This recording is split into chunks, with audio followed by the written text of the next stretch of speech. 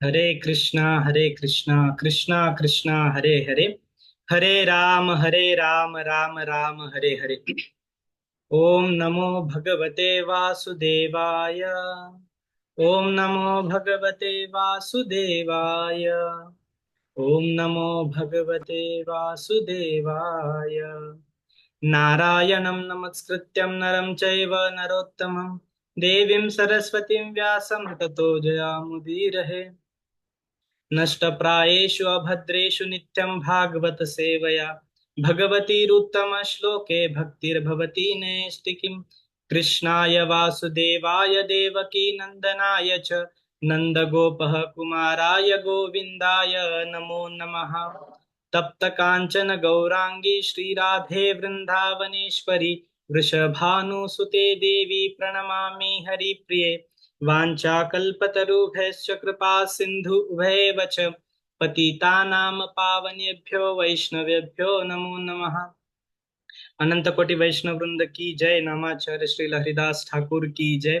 श्री श्री राधा श्रील गोविंद देव की जय। उपस्थित भक्त वृंद की जय। हरे कृष्णा।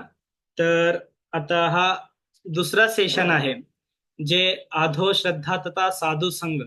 आधो श्रद्धा, श्रद्धाबद्दल प्रजापती विष्णू प्रभू धाराशिव प्रभूजींनी सांगितलेले आहे। तर त्यातला नेक्स्ट सेकंड पार्ट जो आहे साधू संघ। साधू संघाबद्दल असं सांगितलं गेलं की जे कृष्ण भक्ती जन्म मूल है साधू संघ। जे कृष्ण भक्तीचं मूल आहे म्हणजे सुरुवात, ते आहे साधू संघ। म्हणजे जेव्हा जे फर्स्ट सेशन झालं श्रद्धावरती, श्रद्धा झाल्यानंतर ना साधू संघ। एकदा प्रभुपादांना विचारलं गेलं, प्रभुपाद की भक्तीमध्ये सर्वात म्हणजे इम्पॉर्टंट काय आहे? तर प्रभुपाद सांगतात भक्तीमध्ये तीन इम्पॉर्टंट गोष्टी आहेत. पहिला साधू संघ, दुसरा साधू संघ आणि तिसरा देखील साधू संघच। म्हणजे प्रभुपाद सांगतात की आपण भक्ती किती करतो हे कशावरून कळून येते की आपण साधूंच्या संगतीत किती राहू शकतो, ते म्हणजे आपली भक्तीतील स्थिती। आपण जेव्हा साधूंच्या संगतीमध्ये येतो तेव्हा आपली जी भक्ती आहे कुठेपर्यंत आली आहे ती आपल्याला समजते।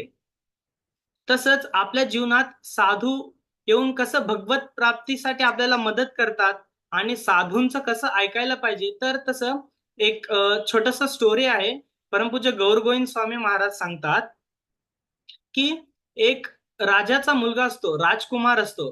तर त्याला प्राण्यांचा खूप आवड असते। तर तो काय करतो, पहिल्यांदा एक फ्लक ऑफ शीप म्हणजे भेडी, जे मेंढरी असतात, मेंढरी मागवतो। मग त्यांच्या जे राज्य आहे, राज्यात एक ठिकाणी असं प्राणी संग्रहालय सारखं बनवतो। त्या ठिकाणी खूप साऱ्या मेंढऱ्यांचा एक गोठा बनवतो। मग ते जे राजाचा मुलगा होतो राजकुमार, त्याला खूप सारे असं प्राण्यांना पाळायचं खूप आवड होतं। मग तो मेंढरे आणतो। मग मेंढरे आणल्यावर त्यांना पाळू लागतो आणि त्याला खूप आनंद, ते एकमेकांचे टक्कर खेळतात, ते खूप आवडायचं ते राजकुमारला। मग थोडे दिवस होतो, मग त्यानंतर ना त्याला अजून वाटतं की आता मेंढरे झाले, यानंतर ना आपण माकडं पण आणायला पाहिजे। मग त्यानंतर ना माकडं देखील आणतो। माकडांना मग चांगले झाड असलेल्या ठिकाणी मग माकडांसाठी त्यांचं राहण्याचं ठिकाण बनवतो। मग माकड इकडून तिकडे तिकडून इकडे ते खेळत असतात आणि ते बघून राजकुमार देखील रममाण होतो। त्यामध्ये जे माकड असतात त्यांचा पण खूप मोठा ग्रुप, म्हणजे खूप माकडं आणतात। मग त्यानंतर ना तिसऱ्यांदा एक घोड्यांचा म्हणजे जे रेसिंग घोडे असतात ते देखील आणतात। हे तीन असं प्राणी संग्रहालय सारखं बनवतात। मग त्यानंतर ना त्यामध्ये जे माकडामध्ये एक वृद्ध माकड असतो। ते वृद्ध माकड सांगते की हे जे राजकुमार आहे याला साधूंचं ज्ञान नाहीये, तर हा काय, हा मूर्ख आहे। ह्याच्याकडे पैसा आहे, सर्व गोष्ट आहे, पण याच्याकडे ज्ञान नाही। असले व्यक्ती आपल्याला आपल्या जीवनात, भक्ती जीवनात देखील हा धोका आहे। तर ते वृद्ध माकड सांगतो की हे जे आहे ना, हे मेंढरे आहेत ना, आणि तिकडे काय असतं, हे जे प्राण्यांचं राहण्याचं ठिकाण बनवतात त्याच्याच थोड्याशा दूर मध्ये ते जे राजा असतात त्यांचं जेवणाचं जे हॉल असतं, किचन, तिथे स्वयंपाक बनवतात, ते ठिकाण असतं। मग ते वृद्ध माकड म्हणते की ह्यात हे जे मेंढरे आहेत, हे मेंढरे देखील, त्यांना डोकं नसते, ते काय करणार, आणि त्यातले मेंढऱ्या पण ते किचन मध्ये जाऊन जे धान्य असतात ते धान्य खाऊन येतात. जेव्हा दुपारी सर्वजण झोपलेले असतात तेव्हा ते वृद्ध माकड म्हणते, हे मेंढरे रोज जाऊन त्या किचन मधले धान्य खाऊन यायला लागलेत, तर हे आपल्यासाठी धोका आहे. कसं म्हणजे ह्याच्यावरून आपण समजू शकतो की हे जे वृद्ध माकड म्हणजे आपले जे साधू संत आहेत, आध्यात्मिक गुरु आहेत, हे आहेत, आपल्याला समजवायला बघतात तर आपण ऐकत नाही. तर बाकीच्या माकडांचं बी तसंच होतं. ते वृद्ध माकड सांगते, हे काय होईल, हे मेंढऱ्या जाऊन तिकडे जे धान्य आहे ते धान्य खातील आणि एक दिवस तिथले जे स्वयंपाक करणारे आहेत ते बघून बघून ते जे चुलीतलं लाकूड आहे ज्याला आग लागलेलं आहे त्या लाकडाने या मेंढऱ्यांना मारणार. आणि हे मेंढरे काय करणार, इथं बाजूला जे तबेला आहे घोड्यांचा, हे आग लागल्यावर पळत पळत त्या तबेल्यात जाणार आणि त्या तबेल्याला आग लागणार आणि घोड्यांना इजा पोचणार. मग तेव्हा आपण धोक्यात येऊ, हे सांगते. मग ते बाकीचे माकड म्हणतात की हे वृद्ध माकड आहे, याला काही समजत नाही, आपण ह्याचं काय ऐकायचं. मग तसं म्हणून ते तसंच तिकडे राहू लागतात.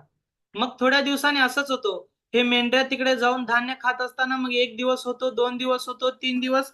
मग चौथ्या दिवशी तिकडचे जे स्वयंपाक बनवणारे असतात ते बघतात हे धान्य खूप नुकसान करायला लागले. मग ते रागाला येऊन त्या चुलीतलं लाकूड जे ज्यात आग लागलेलं असतं त्या लाकडाने ते मेंढ्यांना मारतात. मग ते मेंढ्याच्या अंगावर केस असल्यामुळे आग लगेच लागतो. मग आग लागल्यावर ते मेंढ्या पळत जे इथं घोड्यांचा गोठा असतो त्या गोठ्यात जातात. पळत गेल्यावर मग तिकडे सर्व गवत असतो, वाळलेला गवत. मग त्या गवताला आग लागतो. आग लागून घोड्यांचा वरचा चरबी चरबी जळून जातो. मग त्यातच राजकुमार येतात. ते बघतात तर काय, घोड्यांना खूप इजा पोचलेला आहे. मग लगेच जे प्राण्यांचे डॉक्टर असतात त्यांना बोलवतात. मग त्यांना बोलवून मग ते ट्रीटमेंट करायला बोलवतात. मग त्यानंतर ते जे डॉक्टर असतात ते येऊन सांगतात की आता हे घोड्यांना खूप इजा पोचलेला आहे, तर ह्याचं औषध काय असेल तर माकडाचं चरबी आहे. माकडाचं चरबी जर यांना खाऊ घातलं तर हे जे घाव आहे म्हणजे जे लागलेलं आहे ते भरून येईल. मग तेव्हा ह्या माकडांना वाटतं, अरे ते वृद्ध माकड सांगत होतं की हे मेंढऱ्या काय तर करतील आणि त्याचा पूर्ण धोका आपल्यावर येतो.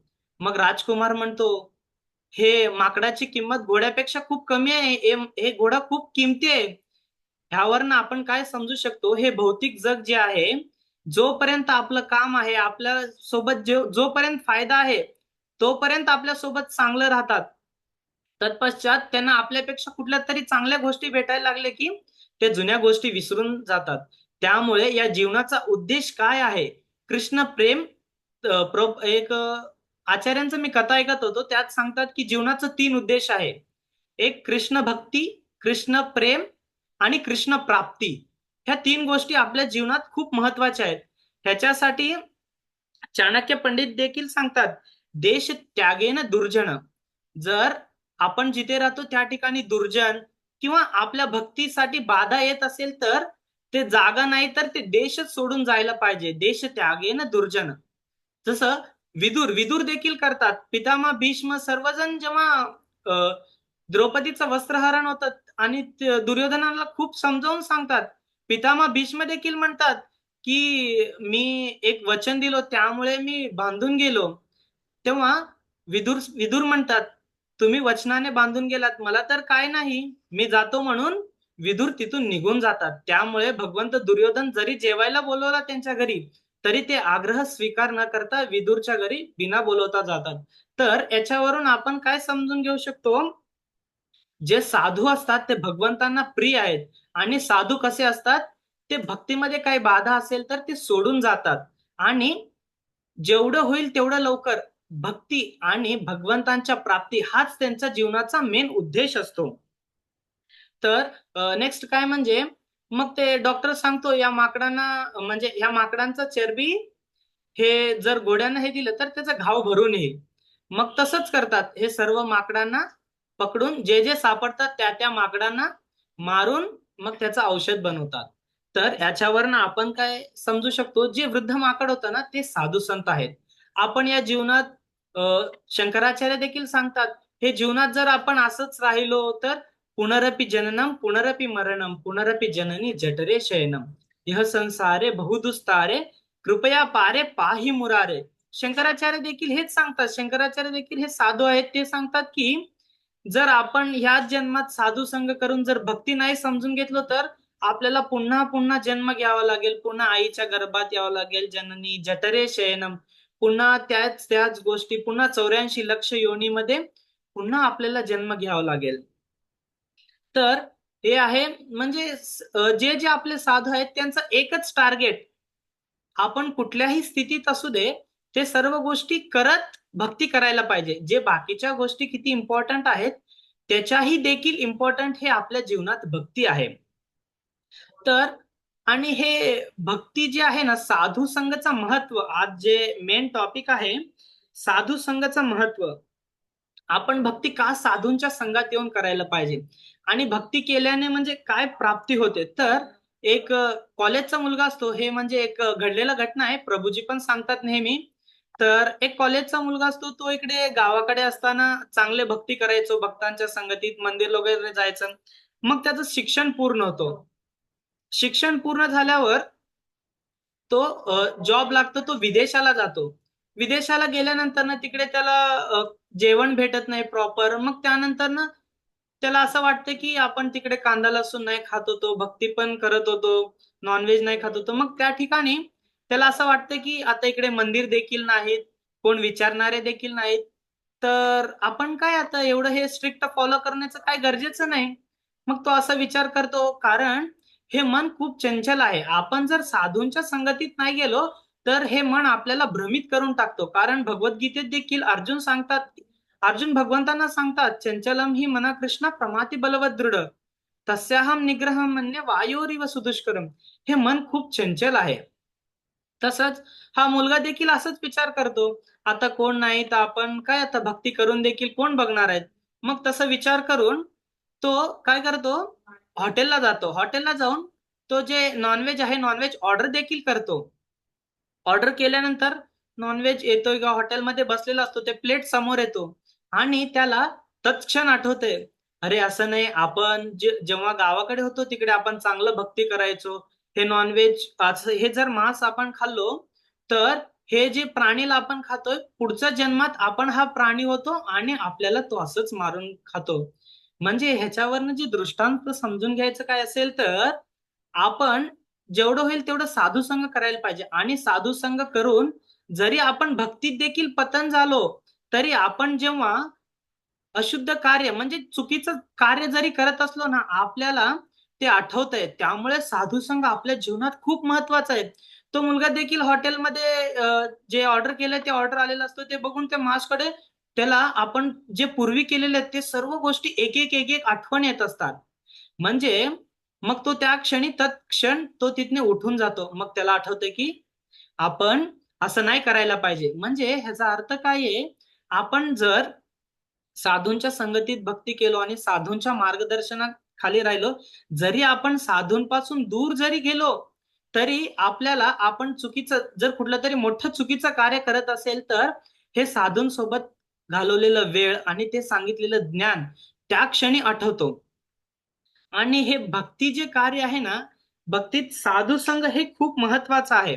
आणि आपल्या जीवनात म्हणजे एक गोष्ट म्हणजे काय, आपण ग्रेट थिंग्स म्हणजे चीप थिंग्स टेक ग्रेटली आणि ग्रेट थिंग्स टेक चीपली. हे साधूंचं जे संघ आहे विनामूल्य आहे. आपल्याला असं वाटतं की हे साधूंना काय काम नाही, हे मंदिरात राहतात, त्यांना काम करू शकत नाही म्हणून मंदिरात राहतात. म्हणजे आपलं एक्झॅक्टली म्हणजे सांगायचं काय, जे चीप गोष्ट आहे त्याला आपण खूप उत्कृष्टपणे घेतो आणि जे आपण घ्यायला पाहिजे, जे गरजेचं आहे आपल्या जीवनात ते आपण एकदम चीपली घेतो.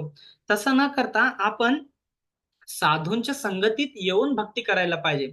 आणि एकटा राहून भक्ती करू शकत नाही. आपण किती देखील भक्ती केलं तर एकटा राहिल्याने मन विचलित होतो. तसंच एक उदाहरण म्हणजे जडभरत.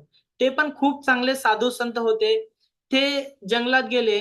जंगलात जाऊन मग ते एक तिकडे नदीच्या किनारी अंघोळ करत असतात. मग त्या ठिकाणी एक गर्भवती हरिण त्या नदीच्या पलीकडे उडी मारत असते, कारण तिच्या मागे वाघ लागलेला असतो, सिंह.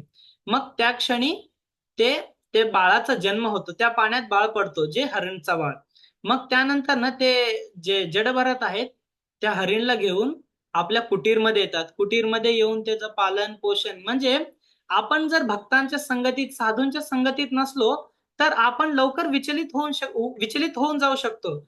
जर त्याच क्षणी जर जडभरतांच्या सोबत कुठले भक्त, कुठले त्यांचे सगळे संबंधी असले असते तर ते सांगितले असते, अरे आपलं जीवनाचा उद्देश, आपण ह्या जंगलात या वनात आलो कशासाठी? आपण भक्ती करण्यासाठी आलो. तर हे तू काय हरण, त्याचं रक्षण करणं तुझं कर्तव्य आहे आणि तू रक्षण देखील केलंय, मग त्यानंतर ना त्याला जंगलात सोडून द्यायला पाहिजे. म्हणजे हे जे मार्गदर्शन आहे ते आपल्याला साधूच करू शकतात भक्तीमध्ये. कारण महाजन येन गत सुपंथ, हे जे महाजन आहेत ना, हे ज्या मार्गातून चालले गेले ते मार्ग कसा आहे आचार्य सांगतात, महाजन येन गत सुपंथ. हे जे पंथ आहे, हे जे रस्ता आहे खूप सुखकर आहे. आणि जर भक्तीमध्ये टिकून राहायचं असेल तर आपल्याला हे आचार्य काय सांगतात ते आचार्यांचं आपण, म्हणजे आचार्य जे सांगतात ते आपण ऐकलं पाहिजे. आणि हे मन खूप चंचल आहे, त्यामुळे आचार्य देखील सांगतात की साधू संग सर्व सर्व शास्त्र कहे, लव मात्र साधू संग सर्व सिद्धी होय. हे जे साधूंचं संघ आहे, थोडं जरी संघ भेटलं, जसं त्या जे नॉनव्हेज खाणारा मुलगा होता त्याला अगोदर साधूंचा संघ, लव मात्र साधू संघ, तो थोड्या क्षणासाठी साधूंचा संघ केला, पण तो जेव्हा चुकीचं कार्य करत होता त्याला ते तत्क्षण आठवलं. हेच भक्तीचा उद्देश आहे. म्हणजे जेव्हा आपण चुकीचं कार्य करू तेव्हा आपण पूर्वजन्मी जे जे चांगल्या गोष्टी केलं त्या गोष्टी आपल्याला आठवतात.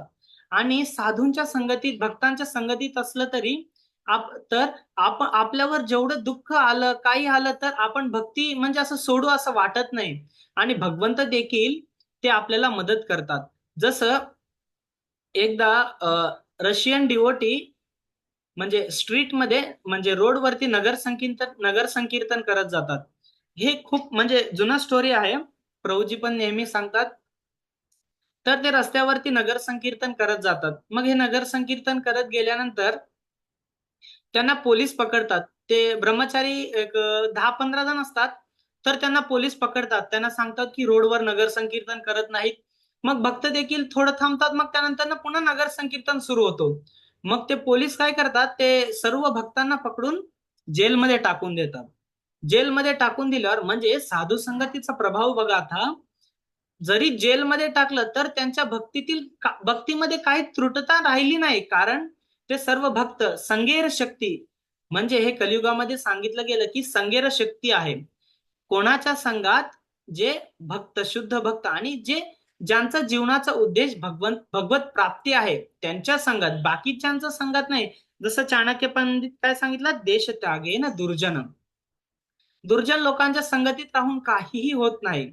तसं हे भक्तांना जेलमध्ये टाकतात. मग त्यानंतर ना भक्त देखील, भक्त काय, सुख दुःख समभावे, त्यांना सुख आलं तरी ते, जसं बिल्वमंगल ठाकूर सांगतात, सुखावसाने इदमेव सारम, दुःखावसाने इदमेव गेयम, देहावसाने इदमेव जाप्यम, गोविंद दामोदर माधवेती, सुखावसाने इदमेव सारम.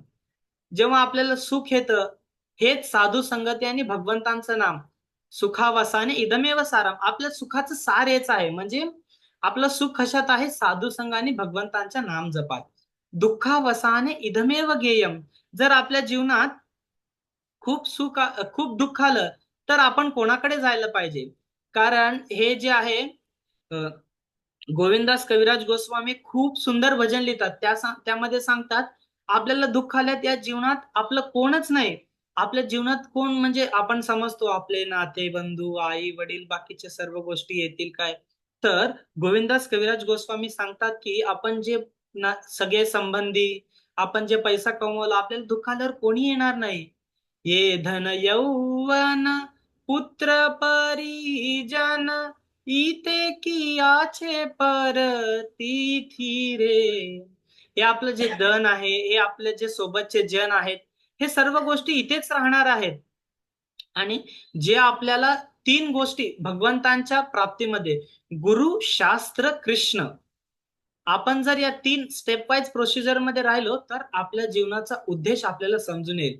आपण गुरु, साधूंच्या संगतीत यायला पाहिजे, त्यानंतर शास्त्र अध्ययन, मग हे जे थर्ड स्टेप आहे ते आपल्याला भगवंतांची प्राप्ती, कृष्ण प्रेम प्राप्त होतं. तर हे खूप महत्वाचं आहे. मग त्यानंतर ना भक्तांना जेलमध्ये टाकतात. मग जेलमध्ये टाकल्यावर दुपारी टाकतात, मग संध्याकाळ होते. मग भक्त संध्याकाळी नेहमीप्रमाणे झोपून घेतात. मग झोपल्यानंतर ना त्यांना म्हणजे असं फीलच होत नाही.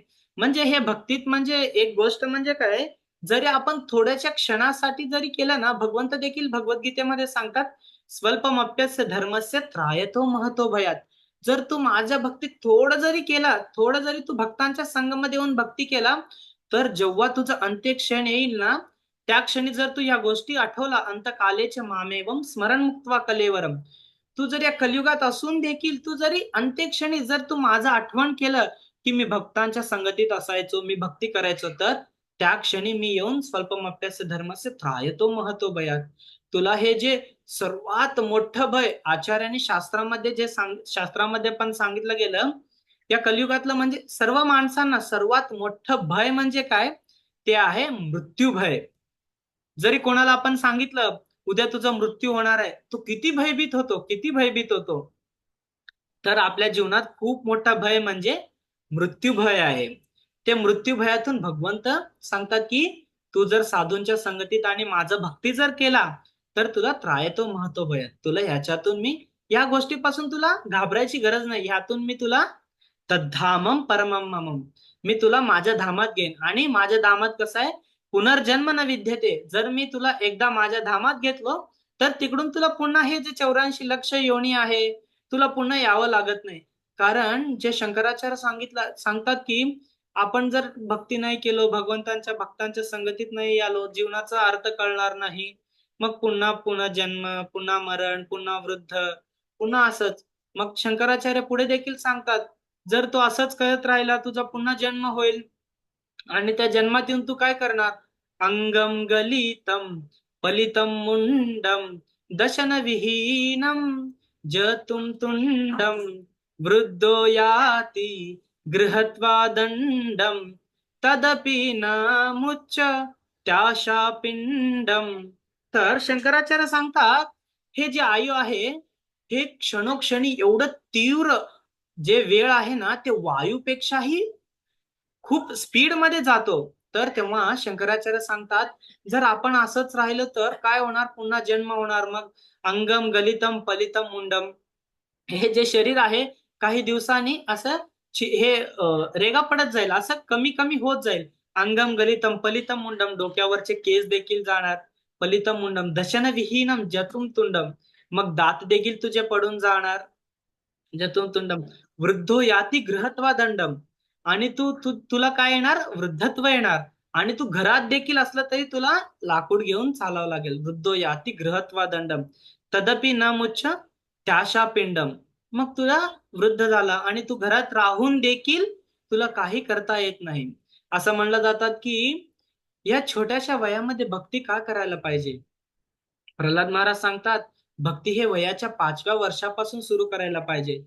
मग बाकीचे म्हणतात की हे जे साधूंच्या संगतीत मंदिरला जास्त जाणे, हे वृद्धच्या, म्हणजे जेव्हा आपण वृद्ध होऊ तेव्हा जाऊ. आता आपण देखील बघतो, जे वृद्ध होतात ते चालू चालू शकत नाहीत. ते जास्त म्हणजे जास्त उशीर खाली बसू देखील शकत नाहीत. त्यांचा कानाचा प्रॉब्लेम येतो, डोळ्यांना जास्त दिसत नाही. तर मग या जीवनमध्ये भक्ती कधी करायला पाहिजे, तेच प्रल्हाद महाराज सांगतात. कौमारम आचरते प्रख्यात, जेव्हा कुमार अवस्था असते. कुमार अवस्था केव्हा येते, वयाच्या 5व्या वर्षी. हे सर्व गोष्टी आपल्याला कधी समजतात, जेव्हा आपण साधूंच्या संगतीत येतो. भक्तीचे जे 64 अंग सांगितले, 64 अंगामधून शॉर्ट करून 10 अंग, त्या 10 अंगातून रूप गोस्वामी नवविधा भक्ती सांगतात. हे सर्व गोष्टी आहेत, हे सर्व गोष्टींचं सुरुवात आणि शेवट हे काय आहे, साधू संघ. जेव्हा आपल्या मनात भगवंतांचा आणि भगवंतांच्या भक्तीबद्दल श्रद्धा निर्माण होतो, ते श्रद्धा आणि भगवंतांचं भक्ती समजून घ्यायचं असेल तर आपल्याला साधू संघात यावं लागतं. साधू संघात आल्यावर काय, भजन क्रिया, भजन क्रियानंतर ना अनर्थ निवृत्ती, त्यानंतर ना निष्ठा, रुची, हे सर्व गोष्टी करतो. ह्याचा पूर्ण स्टार्टिंग कशापासून आहे, साधू संघ. आणि हे सर्व गोष्टी झालं, भजन क्रिया झालं, साधू संघ झालं, अनर्थ निवृत्ती झालं, सत्यनिष्ठा, रुची आलं, आणि शेवटी काय, कृष्ण प्रेम. कृष्ण प्रेम प्राप्ती झाल्यानंतर देखील शेवटचं काय असेल तर ते आहे साधू संघ. जेव्हा आपण भगवंतांच्या धामामध्ये जातो, तिकडे कोण असतात भगवंतांसोबत, भगवंतांचे शुद्ध भक्त असतात, साधू संत असतात. म्हणजे हे साधू संघ किती इम्पॉर्टंट आहे, प्रभुपाद देखील तेच सांगतात. भक्तीमध्ये 3 इम्पॉर्टंट आहे, पहिला आहे साधू संघ, दुसरा आहे साधू संघ, तिसरा देखील साधू संघ. तसंच भक्तीचा सुरुवात देखील साधू संघ आहे आणि भक्तीचा शेवट देखील साधू संघ. आपण सुरुवात करतो भगवंतांच्या प्राप्तीसाठी, ह्या स्टेप वाईज प्रोसिजर करत करत करत गेलो, मग शेवटी भगवंत प्राप्त झाल्यावर भगवंत काय करतात, त्यांच्या भक्तांमध्ये आपल्याला ठेवतात, म्हणजे साधूंच्या सोबत ठेवतात. आणि भगवंत देखील सांगतात, मी कुठे नाही, मी वैकुंठमध्ये नाही, नाहम वसामी वैकुंठे नाही योगिन हृदय यत्र गायंती मद्भक्त तत्र तिष्ठामि नारदा. मी वैकुंठमध्ये नाही, मी वृंदावनमध्ये नाही, मी कुठे आहे, जिथे माझे भक्त साधू संत येऊन यत्र गायंती मद्भक्त तत्र तिष्ठामि नारदा, जिथे माझे भक्त एकत्रित येऊन, आणि माझे भक्त एकत्रित आल्यावर काय करतात, आपण साधूंच्या संगतीत का जायला पाहिजे, कारण असं सांगितलं गेलं, सज्जन से सज्जन मिले करे सज्जन की बात, गधे से गधा मिले करे लाथम लाथ. जेव्हा आपण सज्जन सोबत जातो, सज्जनच्या संगतीत जातो, तो सज्जन चांगल्याच गोष्टी बोलतो. आणि जर आपण मूर्खात बसलो तो मूर्ख मूर्ख मूर्ख गोष्टीत चर्चा करतो. गधे से गधा मिले करे लाथम लाथ. जर दोन गाढव एकत्रित आले, ते एकमेका असं उलटा उभा राहतात आणि एकमेकांना लाथ घालून घेतात. त्यामुळे आपल्याला समजायला पाहिजे की आपण कोणाच्या संगतीत जायला पाहिजे.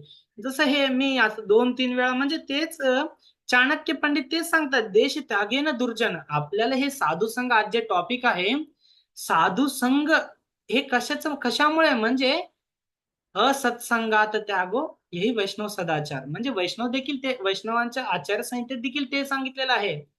जे म्हणजे जे कुसंग, आचार्य देखील सांगतात कुसंगापासून दूर व्हायला पाहिजे. कुसंग म्हणजे जे भक्ती करत नाहीत, ज्यांना भक्तीचं रुची नाही, ते सोडून उरलेत कोण, भक्त आणि साधू. हे सर्व गोष्टी फिरून फिरून फिरून कुठे येतात, म्हणजे साधू संगती, साधूंच्या संगतीत. कारण कसं आहे, आपल्याला माहित आहे आपण भक्ती किती करू शकतो, आपण भक्तीत कुठपर्यंत आलो. जसं आपल्याला जर इथून जर तिरुपतीला वगैरे जायचं असेल तर आपण चालत गेलो तर कितीतरी महिने लागेल. तेच आपण ट्रेनमध्ये किंवा विमानात गेलो तर एखाद्या दुसऱ्या दिवसात जाऊ. तसंच आपल्याला या जीवनात जर भगवत प्राप्ती करायचं असेल तर आपण जर चालत निघालो तर आपण नाही पोहोचणार. हे ट्रेन, हे फ्लाईट, हे कसं आहे, हे आपले साधू आहेत, कारण ते ऑलरेडी त्यांना भगवंतांची प्राप्ती कसं करायला पाहिजे ते सर्व गोष्टी माहित आहेत, आणि ते आपल्याला सांगत असतात, आणि आपण ते ऐकायला पाहिजे. जर आपण ट्रेनमध्ये बसलो, 1 दिवस 1.5 दिवसात तिरुपतीला जाऊ. जर तेच आपण चालत गेलो तर आपल्याला खूप दिवस लागतात. तसंच भक्ती, जर आपण भक्तांच्या मार्गदर्शनाने एक आध्यात्मिक प्रामाणिक गुरु गुरु आणि साधूंच्या संगतीत येऊन जर भक्ती केलो, तर हे जे भक्तीचं पथ आहे आपल्याला महाजन येन गत सुपंत, हे जे आपण जे चाललो हा रस्ता आपल्याला सुखकारी वाटत जाईल. आणि आपण भगवंतांकडे आपण नेहमी प्रार्थना करायला पाहिजे. 2022 मध्ये व्रजमंडल परिक्रमाला मी पण गेलो होतो. त्या ठिकाणी परमपूज्य राधारमण स्वामी महाराज सांगत होते, या जीवनात खूप, म्हणजे जीवनात जर खूप दुःखकर गोष्ट आणि खूप सुखकर गोष्ट काय असेल तर, खूप सुखकर गोष्ट म्हणजे भगवंतांच्या भक्तांचा संग, आणि खूप म्हणजे दुःखाचं जर गोष्ट असेल तर ते भगवंतांच्या भक्तांच्या संघातून दूर जाणे. आम्ही जेव्हा व्रजमंडल परिक्रमा सुरू होतो त्यावेळेस राधारमण महाराज स्टार्टिंगला सांगितलं होते, आपल्या जीवनात काही सुखकर गोष्ट आणि कुठलं तर पवित्र गोष्ट असेल तर ते भक्तांच्या संगतीत येऊन ब्रजधाम वास करणे आणि भगवंतांची कथा ऐकणे. आणि जेव्हा व्रजमंडल परिक्रमा शेवट होतो, जेव्हा वृंदावन गोशाळेमध्ये येतो, त्या ठिकाणी राधारमण महाराज सांगत होते की सर्वात दुःखकर गोष्ट काय असेल तर भगवंतांच्या भक्त आणि हे व्रजधाम साधूंच्या संगत सोडून दूर जाणे, हे सर्वात खूप दुःखकर गोष्ट आहे. तर ते संन्यासी असून, ते भक्तांच्या संगतीत असून देखील ते तसं बोलत असेल तर मग आपली आपली तर अवस्था काय आहे, आपण भगवंतांच्या भक्तांच्या संगतीत जात नाही आणि आपण ते भक्तांच्या संगतीत राहत नाही, ते एवढं राहून देखील ते असं बोलत असतील तर आपली परिस्थिती काय. आणि आपण हे साधूंचा संगत का? कारण हे साधू खूप दृढनिश्चय असतात. जसं हरिदास ठाकूरांना ते वैश्य येते, वैश्य येऊन त्यांना म्हणजे भक्तीतून डिस्टर्ब करायला येते. तर हे भगवंतांचे भक्त किती दृढनिश्चयी असतात. ह्यावरून आपण समजू शकतो की तिकडे येतात. मग हरिदास ठाकूर सांगतात की तू डिस्टर्ब करायला आली ना, ठीक आहे, तर मी तुझ्याकडे देखील बघतो. तर तू काय कर, मी नामजप करतोय, तू थोडा वेळ थांब, माझं नामजप झाल्यावर तुझं काय ते आपण बघू. मग ते तसंच थांबतात, नामजप करतात. 1 दिवस होतो, 2 दिवस होतो, ती वैश्य तिथेच थांबती. वाट पाहून पाहून ती हरिनाम जपाचं ते ऐकून ऐकून, त्या कर्णरंध्रांद्वारे ऐकून ऐकून ते वैश्याचं मन देखील बदलून जातो आणि ते भगवंतांची शुद्ध भक्ती होते. तर ह्याच्यावरून सांगायचा उद्देश काय म्हणजे, जरी आपण कितीही पापी असलो, कितीही दृष्ट असलो, तरी जर आपण भगवंतांच्या भक्तांच्या, शुद्ध भक्तांच्या संगतीत आलो, तर आपण भगवंतांचं जे भक्ती आहे ते खूप लवकर असं समजू शकतो. आणि हे बिल्वामंगल ठाकूर पण भगवंतांचं जे वृंदावन मध्ये 200 वर्ष राहिले असं सांगतात आचार्यांचं. म्हणजे जे गणनेमध्ये असं सांगितलं गेलं की जे बिल्वामंगल ठाकूर आहेत ते वृंदावन मध्ये 200 वर्ष होते. म्हणजे सर्व आचार्यांपैकी जास्त दिवस राहिलेले साधू संत हे बिल्वामंगल ठाकूर वृंदावन मध्ये होते. ते सांगतात की ते प्रार्थना करतात भगवंतांना, की ह्या मनाबद्दल सांगतात की जिव्हे सदैवा भज सुंदराणी, नामानि कृष्णस्य मनोहराणि, समस्त भक्तिर्विनाशनानि, गोविंद दामोदर माधवेती. हे साधू संत हे सर्व करून आपल्याला काय दाखवतात की महाजन येन गत सुखंत. आम्ही ज्या रस्त्याने चाललो, आम्ही जे भगवंतांना कसं प्रार्थना केलो, तसं तुम्ही बाकीचे देखील. जसं कोणाला कुठे पैसे भेटलं तर कोण सांगत नाहीत, कारण सर्व जण स्वार्थी असतात. हे साधू संत कसं करतात, भक्ती निस्वार्थपणे. त्यांना भगवंतांचं प्राप्ती झालं, भगवंतांचं दर्शन झालं, ते काय केलेत, आपल्याला सुखंत चांगला रस्ता दाखवलेत की भगवंतांना प्रार्थना कसं करायला पाहिजे. जिवे सदैव भज सुंदराणी, हे जिवे तू सदैव सदा ही श्री कृष्ण चंद्र, हे गोविंद, हे दामोदर माधव, हिन मनोहर मंजल नामों का, जो भक्तों के समस्त संकटों की निवृत्ति करने वाली है. हे जे भगवंतांचं नाव आहे, हे सर्व आपल्या भक्तीत जे जे अडचणी येतात, हे सर्व गोष्टी दूर होतात. हे सर्व गोष्टी दूर कधी होतात, जेव्हा आपण भगवंतांच्या भक्तांच्या संगतीत येतो, तेव्हा हे जे भक्तीचं जे तेज आहे ते प्रखर निखरतं, म्हणजे ते खुलून येतंय. कारण गोविंदास कविराज गोस्वामी सांगतात, जर आपण या जीवनात साधूंच्या संगतीत येऊन भक्ती नाही केलं, तर आपलं जीवन हे खूप क्षणिक आहे. कारण कोणालाही माहित नाही कोणाचा मृत्यू कधी येईल. गोविंदास कविराज गोस्वामी सांगतात, कमल दल जल जीवन टलमल, बजहु हरि पद नीती रे. कमल जल जल कमल दल जल जीवन टलमल. तर गोविंदास कविराज गोस्वामी सांगतात, ते जीवनाचं तुलना एक कमळाच्या पानावर जे एक पाण्याचा एक थेंब, एक बिंदू जसा आहे ना, त्याप्रमाणे आपलं जीवन आहे. कारण थोडासा जरी वारा लागला, तर ते जे कमल जल, जे कमळाच्या पानावर आहे, ते पाण्याचा जे थेंब आहे ते इकडे पडतो तिकडे पडतो, म्हणजे ते पानावर थांबू शकत नाही. तसं आपलं जीवन आहे. आपण बाकीच्या गोष्टीत जर वेळ व्यर्थ घालवत बसलो, तर आपलं जीवन कधी निघून जाईल ते काय कळतच नाही. मग अंत्यक्षणी यमराजजी येतात, दंडपाणी यमराज येतात. मग त्यावेळेस आपल्याला कळून येतो की आपण आपल्या जीवनातलं जे वेळ होतं ते आपण भक्तांच्या संगतीत आणि भक्ती न करता खूप आपण वाया घालवलो. मग त्या क्षणी आपल्याकडे काही ऑप्शन नसतो, मग आपल्याला पुन्हा या 84 लक्ष योनीमध्ये यावं लागतो. त्यामुळे आपल्या जीवनात साधू संघ खूप महत्वाचा आहे. जर आपण साधू संघ जर नाही, आपण जर भगवंतांची भक्ती नाही केलो, तर चैतन्य चरितामृत मध्ये असं सांगितलं गेलं, कृष्ण कृष्ण भुलिया जीव भोग वांछा करे निकटे आया माया झपटे धरे. तर तिकडे चैतन्य चरितामृत मध्ये आचार्य सांगतात की कृष्ण भुलिया जीव. जर आपण आपल्या जीवनात जर भगवंतांना जर विसरायला लागलो तर काय होईल, पुढे काय होईल, भोग वांछा करी. जर आपण भगवंतांना आणि भगवंतांची भक्ती सोडून जर आपण भोग वांछा करत राहिलो, थोडं देखील जरी भगवंतांच्या भक्तीपासून दूर गेलं तर निकटे आया माया झपटे धरी. जसं मागणं कोणीतरी येऊन एकदम असं धरतो, त्याचप्रमाणे जर आपण भगवंतांच्या भक्तीपासून थोडस जरी, साधू संघापासून थोडस जरी आपण दूर गेलो, 2 रविवार जरी आपण मंदिरला नाही गेलो तर तिसऱ्या रविवारी निकटे आया माया झपटे धरी. जसं मागून कोणीतरी येऊन एकदम असं पकडतो, त्याचप्रमाणे निकटे आया माया झपटे धरी. तो एकदम येऊन माया आपल्याला धरतो. म्हणजे आपण जर थोडस जरी संधी दिलो मायेला, तर तो आपल्या जीवनातील पूर्ण भक्तीचं जे लता बीज आहे, जसं पाणी नाही टाकल्यामुळे जर पाणी नाही टाकल्यानंतर शेतातलं जे माती पूर्ण कोरडं पडून जातात आणि तिथले झाडं देखील पूर्ण वाळून जातात. त्यामुळे तिकडे पाणी द्यावं लागतो. पाणी म्हणजे काय, आपल्या जीवनात साधूंचं संगती आहे.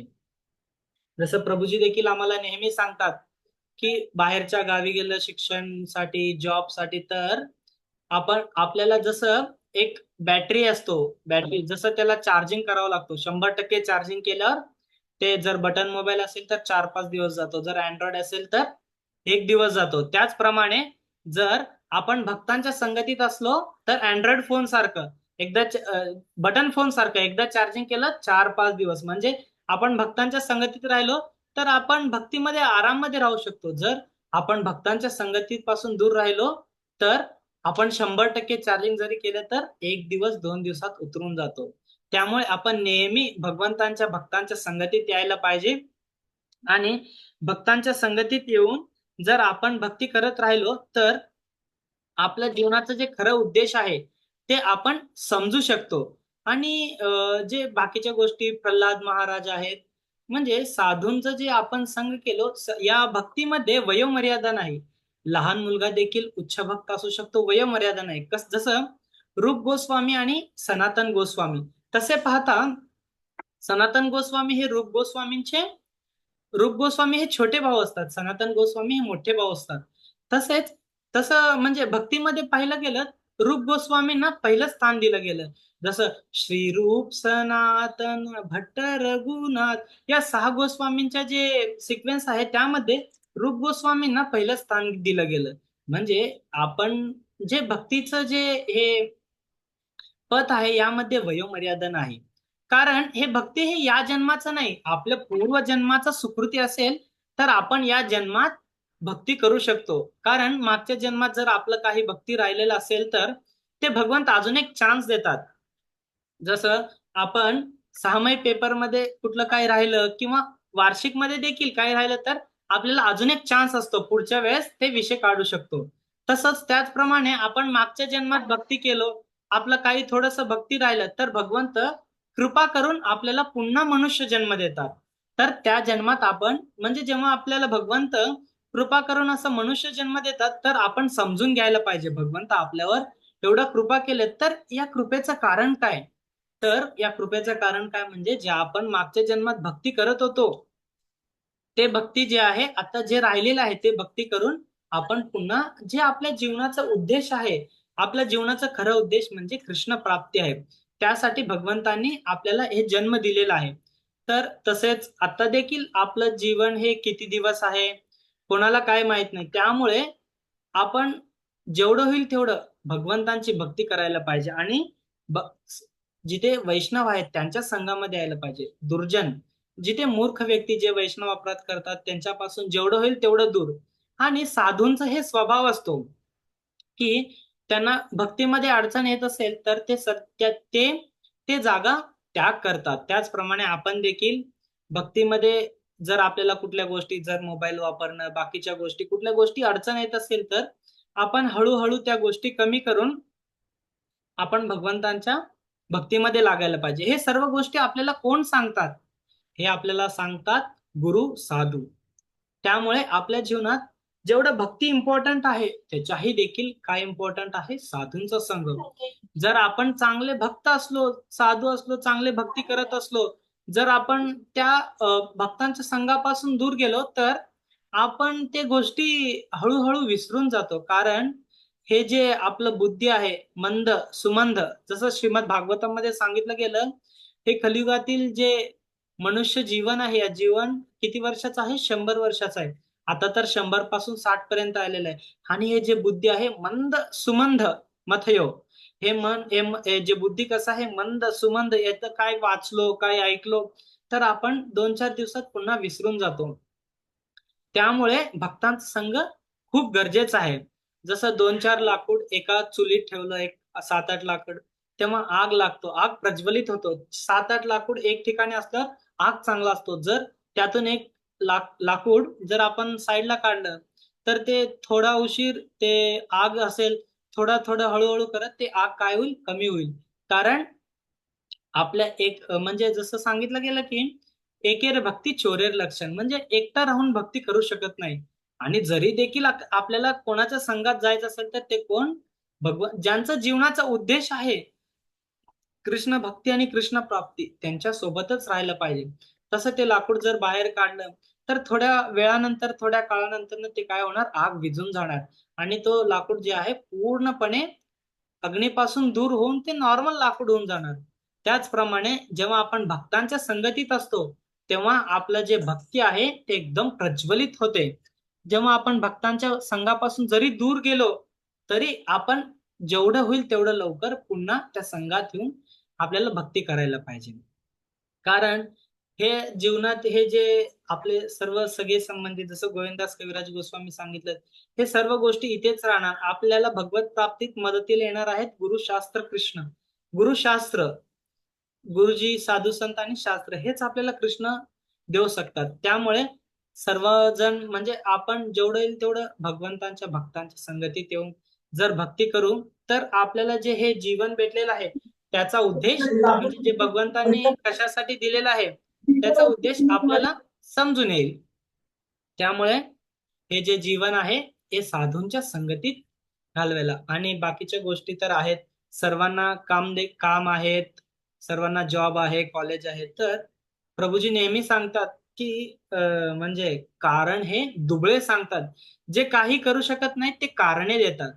तर आपण जर जॉबला जरी जात असलो तर आपण आपले हे जे दिवसाचं आहे ते आपण म्हणजे डिवाइड करू शकतो. सकाळचा वेळ भक्तीसाठी, दिवसभर आपलं काम आणि संध्याकाळचा वेळ फॅमिलीसाठी. तसंच हे जे सकाळचा वेळ आहे आपण भक्तांच्या संगतीत जाऊन मंगल आरती, भक्तांच्या संगतीत बसून जप आपण करायला पाहिजे. हेच आपल्या जीवनाचा खरा उद्देश आहे. जसा तो मुलगा जेव्हा हॉटेलला जातो तेव्हा त्याला त्या क्षणी आठवलं की आपण भक्तांच्या संगतीत राहत होतो. मग त्यावेळी ते त्या गोष्टीपासून दूर झाला. जर तो गावाकडे असताना पण जर भक्तांच्या संगतीत आणि भक्ती नाही केलं असतं तर त्या क्षणी तो काय केलं असतं, ते मांसाहार खाल्ला असता आणि तो त्या पापाचा भागीदार झाला असता. त्यामुळे आपल्या जीवनात साधू संगती जी आहे खूप महत्वाचं आहे.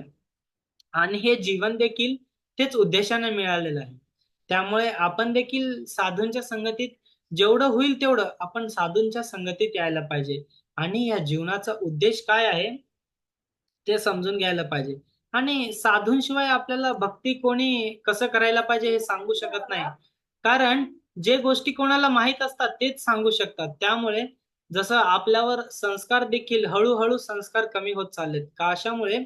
जेव्हा ब्रिटिश लोक आले होते त्यांना भारतीय संस्कृती बिघडवायचं होतं. तर ते काय केले, पहिल्यांदा येऊन आपल्या संस्कृती जर बिघडवायचं असेल आणि जे सनातन संस्कृती आहे ते बंद करायचं असेल तर ते पहिला काय केले, ब्राह्मणांकडून जनेऊ ओढून घेतले आणि आपले गुरुकुल बंद केले. गुरुकुलमध्ये जे विद्यार्थी जात होते त्यांना काय भेटायचं, भक्तांचा संघ, साधूंचा संघ. आणि जीवनाचा उद्देश काय आणि हे जीवनातले 100 वर्ष कसं घालवायला पाहिजे. साधू सांगतात वयाच्या 25व्या वर्षापर्यंत ब्रह्मचारी राहायला पाहिजे. 25 ते 50 जीवनाचं काय असेल ते गृहस्थ, ब्रह्मचारी, आश्रम. मग त्यानंतर 50 ते 75 वानप्रस्थ, मग 75 ते 100 संन्यास. हे जे 100 वर्ष आयुष्य कलियुगीतल्या माणसाचं जीवन म्हणजे जे आयुष्य सांगितलेलं आहे हे आयुष्य देखील सर्व नियम सांगितलेले आहे कसं पालन करायला पाहिजे, काय करायला पाहिजे, ते आपल्याला माहित नाही. कशामुळे माहित नाही? आपण कोणाचं मार्गदर्शन घेत नाही आणि आपण शास्त्र आणि साधूंच्या संगतीत येत नाही. हे सर्व गोष्टी समजून घ्यायचं असेल तर आपल्याला भगवंतांच्या भक्तांच्या संगतीत यायला पाहिजे. तेव्हाच आपण हे जे आपल्या जीवनाचं खरं उद्देश आहे ते आपण समजू शकतो. तर वेळ देखील झालेला आहे. हरे कृष्णा कृष्णा कृष्णा हरे हरे, हरे राम राम राम हरे हरे. हरे कृष्णा. हरे कृष्ण. प्रभूजींचं खूप खूप धन्यवाद. आज साधू संघ ह्या विषयावर खूप सुंदर क्लास दिला. तर प्रभूजींचा आपण 3 वेळा हरी बोल म्हणून आभार मानूया. हरी बोल, हरी बोल, हरी हरी बोल. बोल, हरी तर बोल, हरी बोल. यानंतर कोणाला काही प्रश्न असतील तर प्रश्न घेऊया. त्याच्या आधी जर प्रभूजी बोलणार असतील तर प्रभूजी बोलू शकता तुम्ही. हरे कृष्णा. येते का आवाज, येते का? येतोय प्रभूजी, आवाज येतोय, बोला. ओके. खूप खूप सुंदर क्लास होता साधू संघ विषयी. आणि आणि प्रत्येक गोष्ट एकदम क्लिअर तेच सांगतो प्रभू साधू संघ किती महत्व आहे. तर आपण सुद्धा एक कार्तिक महिना असल्यामुळे एक ऑपॉर्च्युनिटी पण भरपूर संघ घेण्याचा, साधू संघ घेण्याचा प्रयत्न करू शकतो आपण. आणि अंतरामी चैतन्य प्रभू ना, म्हणजे त्यांना खूप साधू संघ भेटल्यामुळे ते एवढे महान भक्त झाले म्हणा. त्यांच्या घरी सगळे भक्तच असल्यामुळे. तर भक्त संघ मिळणं खरंच दुर्मिळ असते. आणि त्यांनी खूप सुंदर एक्झाम्पल दिलं त्या मुलाचं, मला खूप आवडलं तसं स्टोरी, की तो सुद्धा साधू संघ नसल्यामुळे कसं ते पतन झालेलं आहे. तर आपल्याला कधी कधी साधू संघ भक्तांसंग नाही भेटलं तरी प्रभुपादांचे ग्रंथ आहेत, ते ग्रंथाच्या माध्यमाने सुद्धा प्रभुपाद संघ घेऊ शकतो आपण. प्रभुपादांचे लेक्चरच्या माध्यमाने संघ घेऊ शकतो. वैष्णवांच्या ऑडिओ व्हिडिओ लेक्चर ऐकून संघ घेऊ शकतो. म्हणजे असं पण नाही, कधी कधी काही भक्त लय लांब राहतात नाही का, त्यांना मंदिरात जाणं जमत नाही, भक्तांसंग मिळत नाही. तर श्रील प्रभुपाद संघ सुद्धा ग्रंथाच्या माध्यमाने घेऊ शकतो. वैष्णव संघ सुद्धा ऑडिओ व्हिडिओच्या माध्यमाने घेऊ शकतो. गुरु महाराज संघ रोज झूमच्या माध्यमाने घेऊ शकतो. खरंच साधुसंग खूप महत्वाचं आहे, कारण साधुसंग एक कुंपणासारखा आहे. आपली भक्तीला तर खूप नाजूक असल्यामुळे कधी सुद्धा मायारूपी बकरी येणार आणि आपलं काउंट टाकणार. तर हे वैष्णव कुंपण राहिलं की आपलं जे भक्तिलता खूप चांगलं, त्याची वृद्धी होणार भक्तिलताचा, वाढ चांगलं होणार आणि ते वैकुंठापर्यंत जाणार. कधी ज्यावेळेस आपलं भक्तीलता खूप चांगलं, त्याला आपण पालन पोषण करण्यासाठी भक्तांचं संघाचा एक हे पाहिजे, कुंपण पाहिजे. ते कुंपणाशिवाय लता कधी मोठं होऊ शकत नाही. कधी पण मधमत हत्ती येणार, वैष्णव अपराध रूपी हत्ती येऊन सगळं नष्ट करणार. त्यामुळे भक्त संघात राहा सगळे भक्त. आणि पाहिलं की आमचे खूप विद्यार्थी आहे, संघात येऊनच ते मुलं भक्त झाले. म्हणून प्रभुपादांनी सुद्धा हरे कृष्ण आंतरराष्ट्रीय कृष्ण भावनामृत संघ संघ स्थापना केली प्रभुपादांनी सुद्धा. संघात राहूनच भक्ती करू शकतो म्हणा. एका की आम्हाला नाही पाय बल हरिनाम संकीर्तन, एकटं भक्ती करणं खूप अवघड आहे. तर अंतर्यामी चैतन्य प्रभू खूप सुंदर असं एकदम म्हणजे सहज समजेल असं त्यांनी एक्सप्लेन केलं प्रभूजीने. नक्कीच आणखी पुढे भविष्यात सुद्धा अशा अनेक विषयांवरती खूप त्यांची आहे तयारी. आपण नक्कीच त्यांना आपण पुन्हा पुन्हा आमंत्रण द्यायचं म्हणा. तर कोणाचं काय क्वेश्चन असेल विचारू शकता भक्तांचं. मधुर गौर. हरी बोल. ज्या भक्तांना प्रश्न असेल ते हँड रेज करू शकतात. त्याच्यावर एक सूचना आहे, पुढच्या आठवड्यामध्ये जो भजन क्रिया ह्या विषयावर श्रीमान एकेंद्र गौरप्रभू आपल्याला क्लास देतील. आपण पूर्वी त्यांचा सेल्फ डिसिप्लिन ह्या नावाचा क्लास सुंदर असा ऐकला होता. तेच प्रभूजी फिरवून आपल्याला भजन क्रिया कशी करायची बघ, तर त्या विषयावर आपल्याला खूप सुंदर असं मार्गदर्शन करतील. तर सर्व भक्तांनी आपण पण यावं आणि आपल्या जे मित्र आहेत त्यांनाही निमंत्रित करावं या मीटिंगसाठी, जेणेकरून सर्वांना स्वतःलाही फायदा होईल आणि इतर भक्तांनाही फायदा होईल. तर कोणाला प्रश्न असेल तर हँड रेज करू शकता आणि विचारू शकता प्रश्न. त्या ठिकाणी खूप नवीन भक्त पण आहे, सगळ्यांनी विचारायला पाहिजे, काय ना काय प्रश्न करणं. ठीक आहे, जुन्या भक्तांना काय प्रश्न पडणार नाही, पण नवीन लोकांना तरी प्रश्न पडायला पाहिजे. तर बिंदास, यात खूप भक्त आहेत ते बरं का, ते थोडं लास्टच विचारायला काय आणि तुम्हाला एक कृष्ण फक्त साधू संघ नव्हे, या कृष्ण भावनेविषयी काही प्रश्न असेल तरी विचारा, असं काही नाही. प्रभूजी कुठलं पुस्तक वाचायला पाहिजे, प्रभूजी काय करायला पाहिजे, किंवा बेसिक क्वेश्चन पण असं काही नाही विचारू शकता. त्या ठिकाणी बरेच नवीन बघतायत पण ते का बरं विचारत नाही, ते प्रश्न मला पडतो की त्यांना प्रवचन ऐकतात का नाही ऐकतात, ते मोठा प्रश्न. प्रयत्न करा, विचारा, एक दोन प्रश्न तर विचारा. नवीन बघता अमोल आहे, बरेच बघतायत, आकाश वगैरे, सर्वेश. तर प्रवचन ऐकल्यावर काहीतरी प्रश्न पडायला पाहिजे. विचारा कोण काय प्रश्न असेल तर.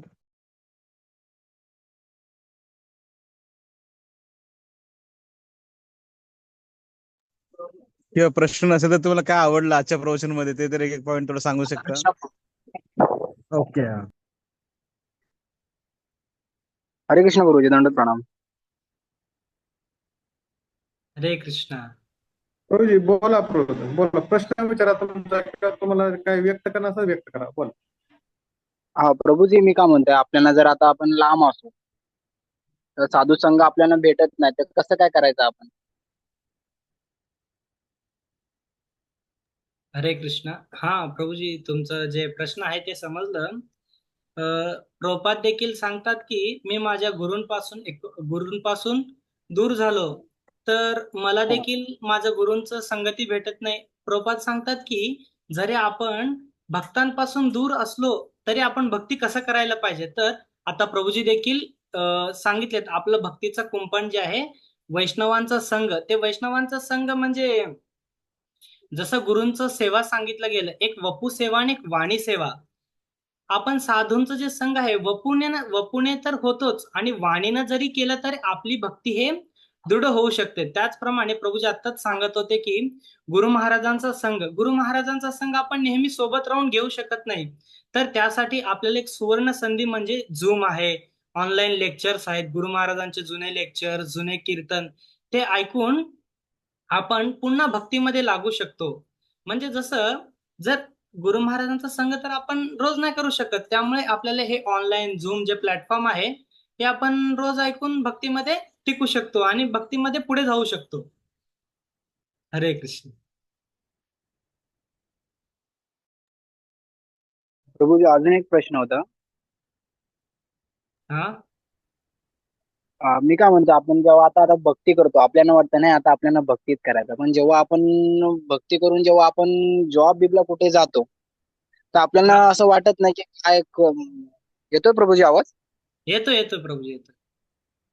नंतर वाटतोय की नाही आता नाही करायचं, की कसं म्हणजे वाटतंय की नाही असं काय नाही, आपण आपल्या ह्याच्यातच काम करायला पाहिजे. आणि नामस्मरण आपण प्रयत्न करतो की नाही नामस्मरण करायचं, आता मनातल्या मनात करायचं, पण ते शक्यच होत नाही.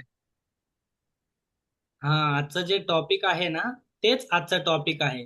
जर आपण साधूंचं आणि भक्तांचं जर जसं आपण वपू नाही करू शकत, वाणीनं जर नेहमी ऐकत नाही राहिलो, तर आपण भक्तीपासून खूप दूर राहतो.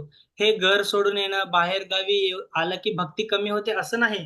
जसं माझं स्वतःचं उदाहरण देखील आहे. मी राहायला सोलापूरमध्ये, आता पुण्यात आलो, तिकडच्या भक्तांच्या संगतीपासून दूर गेलो. आणि जर आपण दृढ निश्चयी असलो तर भगवंत आपल्याला नक्कीच वाट दाखवतात. जसं मी तिथे घरातून दूर आलो, इकडे स्टार्टिंगला थोडे दिवस काही भेटलं नाही, मग त्यानंतर ना मी तेव्हा भक्ती नाही सोडलं. म्हणजे भक्ती नेहमी रोज नामजप करायचो, आणि भक्तीत जे बाकीच्या गोष्टी आहेत ते बाधा नाहीत. आपलं जर आपण दृढ निश्चयी असलो तर सर्व गोष्टी करू शकतो. मी ऑफिसला तिलक लावून जात होतो. आणि भक्तीचं हे जे वेळ आहे, जसं सांगितलं गेलं सकाळचा वेळ भक्तीसाठी, जर तसं आपण नियमितपणे जर पालन केलं तर भगवंतांचं कृपा आपल्यावर होईल.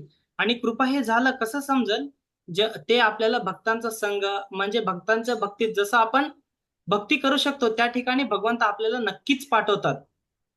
आहेत, सर्वजण घरातून बाहेर निघतात आणि सर्वांचा उत्साह कमी होतो. प्रभूजी तेच पॉइंट, सर्व फिरून कुठे येते, साधू संगतीत. आपण जेवढं कामात असलो, कुठं बाहेरगावी असलो, कुठं असलो, तर आपण भगवंतांच्या भक्तांच्या संपर्कात राहिलं पाहिजे.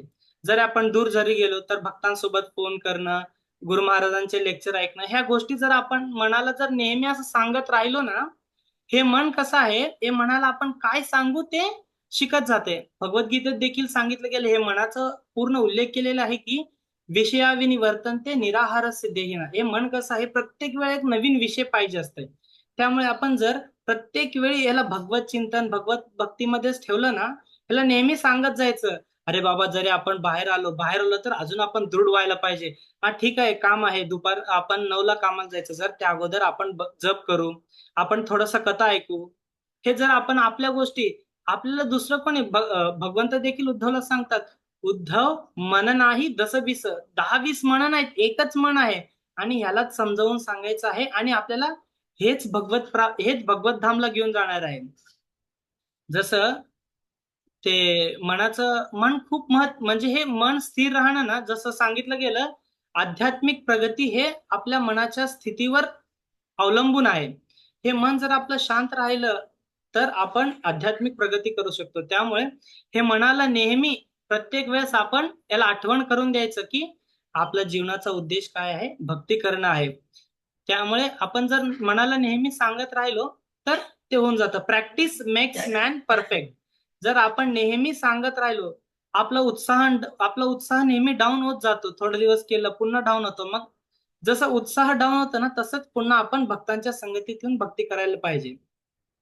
म्हणजे हेच खरं जीवनाचा उद्देश आहे. हरे कृष्ण. धन्यवाद प्रभूजी.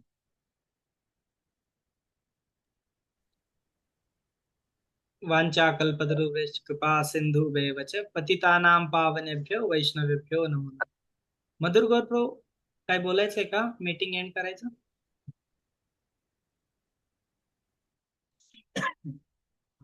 कोणाला काही प्रश्न असेल तर घेऊया, नाहीतर थांबूया. कोणाला काही प्रश्न आहे?